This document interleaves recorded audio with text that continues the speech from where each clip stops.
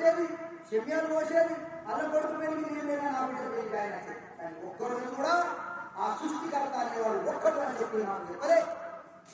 యావత్ మానవులందరూ కూడా ఆదాము వాళ్ళ సంతానమే.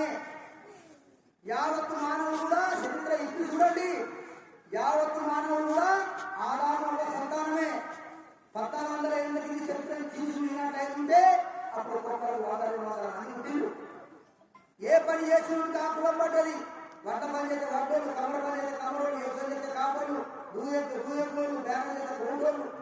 ఈ రకంగా అల్లా తాలా దునియా మీద మనం ఏ పని చేస్తే ఆ కులం పడ్డదే తప్ప కులాలన్నింటి 2 భార్యలు చూస్తూ ఆడ కులం, నా మగ కులం, ఈ 2 కులాలే ఉన్నాయి.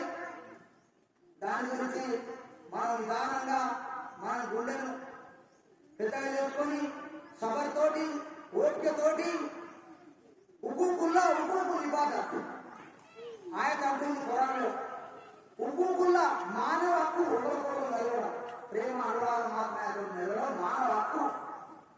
ఉక్కుకుల్ ఇబాదత్, అల్లాహకు ఇబాదత్, ఆ అల్లాహ్ చేయడం, ప్రార్థన చేయడం ఏమంటారు? అల్లాహు అక్బర్, అల్లాహు అక్బర్, అల్లాహ్ గొప్పవాడు, అల్లాహ్ గొప్పవాడు.